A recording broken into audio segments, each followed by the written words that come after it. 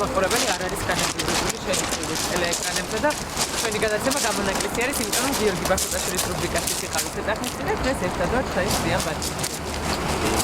და ძალიან კარგია ეგ ამბავი. კარგად ისვენ. მაგიტომაც გამოვედი რომ ცოტა თან დაგვესვენა. და ძალიან კარგია. თან განტვირთვა და თან საქმე.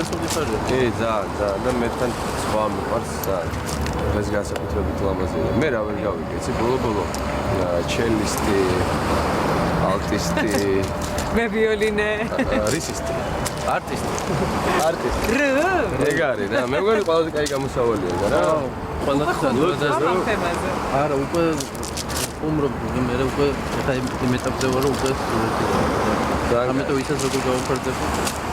ხო. იყოს არტისტი, მაგრამ სინამდვილეში ალტისტი. ხوار ჩამოვცეთ თან. კი. მანამდე შეგვიძლია ქვევი ვიქცევი. ქვევი? იცი შენ როგორ უნდა? აბა მასწავლე. მოდი. ავიდა. იქ ჩამოაყო. Yo. კიდე ქვევი ვიქცევლოთ? გადავიდეთ საქმეზე? კი რა. აი. ჩამოვიდეთ. ეს ხო აი აკავრობა. სპეციალურად შეცვალა.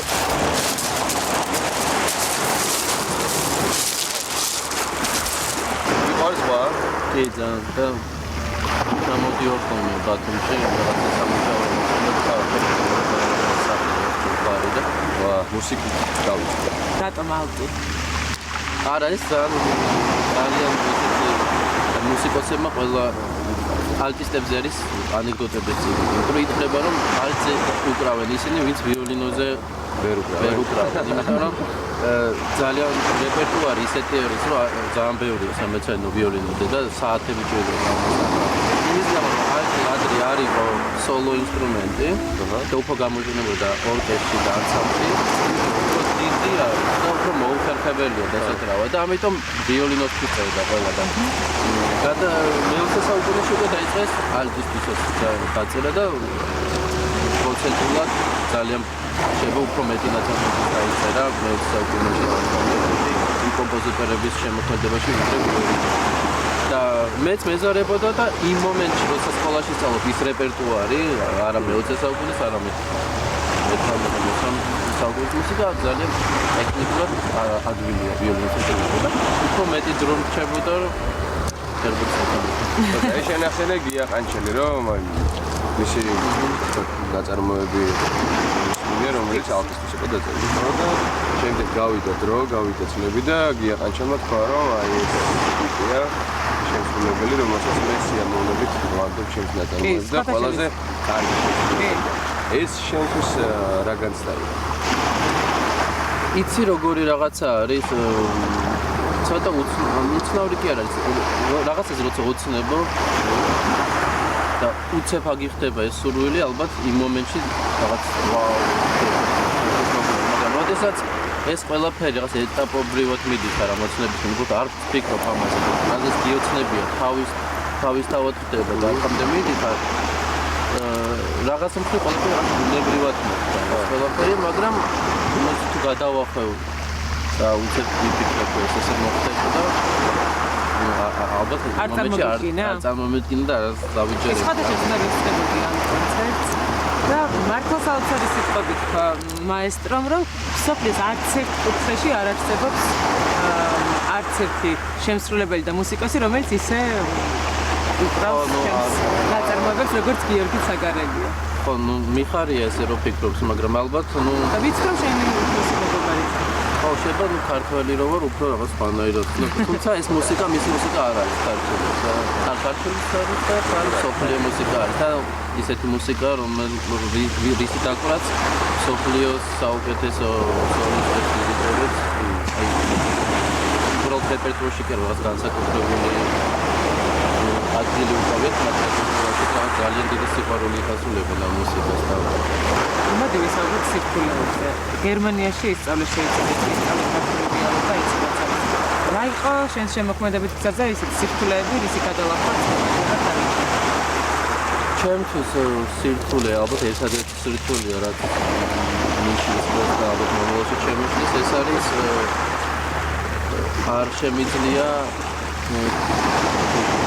კომუნიკაცია არ შემიძლია ადამიანებთან და რაც ძალიან საჭირო არის რომ რაღაცა ურთიერთობები დაალაგო და მით უმეტეს ევროპაში იმ ადამიანებზე დგას კლასიკური მუსიკა რომლებიც ამ პროექტს ასპონსორებენ და აფინანსებენ მთელი გვარები ოჯახები ასე ტრადიცია უფრო განაგვეჭი რაღაცა ორკეს ან რაღაცა ფესტივალს და ამ ადამიანებთან რაღაც უნდა გამონახოს საერთო ენა და ცოტა უნდა გაუღიმო და ცოტა რაღაცა ჭიქეონები უჭახა. მე მგონი ამის გარეშე ჩვენი ვერდახარ. ეს ცოტა ჩემთვის ნუ იმ მომენტში ხდება რაღაცა პარტაუნება, მაგრამ უბრალოდ შინაგანად არ გამომდის. მithom რომ საერთოდ არაფერი არ გამოდის, ვიდრე აი ამ გზით ვიარო და რა უფრო მნიშვნელოვანია ის რომ გამოხატო შენი თავი თუ ის რომ ვიცი რა არის არა ის მეორე ასისტენტად მიმოჩნია საერთოდ და რაღაც წარმოადგენაც ამ გონია რომ არ არის ნუ რაღაც ერობითია წარმოადგენს და ესეთ რაღაცებზე მართლა არ ვიცი. კი არ ვიცი ეს კარგია და ჩემზე პატარები ვინც არიან თუ ამას უყურებენ არ მინდა უცხო კარგი პირიქით ყველაფერი უნდა გააკეთონ რომ ამბიცია უნდა გქონდეს. მოგეთ ხო? ანუ ჩვენი ძახი რომ ამბიცია არ და? ხო არ მითამაჩნია ამბიცია რომ რაღაცა მივახციო რაღაცას და რაღაცა წარმატებას და უბრალოდ ჩემთვის მიღწევა არის რომ სულიერად მომდე თავს გამოსულოთ და მე თუ ამ კარიერისთვის რაღაც ისეთი რაღაცები დამჭირდა რაც მე არ მიმასწავლეთ და ნერვისმენიჟმენტს და ასე შემდეგ ეს მიჩვენე რომ ეს ვიყავ. აი შეცდომებიც გავიხსენოთ. რა შეცდომები გასწავლი? აი შენ თავს რომ გამოუწნები რომ აი ეს არ უნდა გამოკეთებინა. ნუ შეცდომები ალბათ კიდევ ერთხელ ვიცი ამას, იმიტომ რომ ბაზელში როცა უკვე ვამთავრებდი სწავლას და იყო ამის საშუალება რომ კიდევ იქ გამეგზელებინა რაღაც შემოქმედები. დავაკეთე ამის გამო ეს ცუდი არის რა თქმა უნდა. ბევრჯერ მიზანია. იცი რა ნოსები არ უნდაო, მაგრამ არ ვიცი. ეხლა უცხოენერგო მიწევდა. სიზარმაც სამწუხაროა არის, იმიტომ რომ ალბათ ნიჭი გჭირდება ადამიანსაშრომას. დიაგნოზი შეფასება ნიჭი არის, თუმცა აი შეგიძლია რომ მოდა შენ თავზე ამასაც რაღაცა ნიჭი გჭირდება. შენი ძლიერი მხარე რა?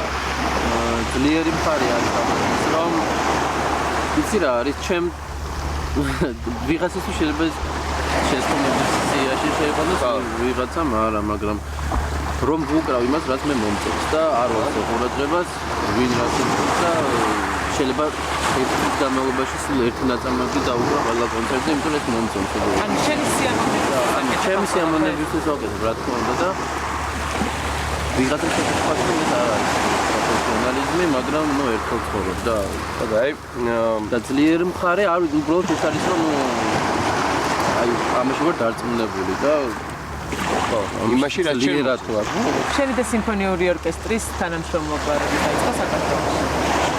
საქართველოს სიმფონიურ ორკესტრთან სანამ წავედი საქართველოში 2006-ში დავიწყეთ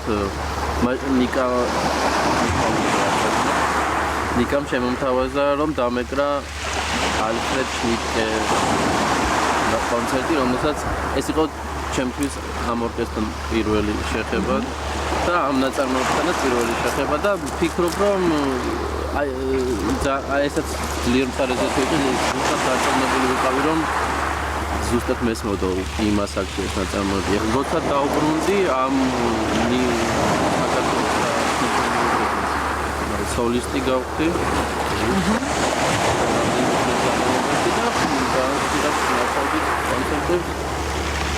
და ეხლა უკვე შექმენი აი მაგას და მეკითხა.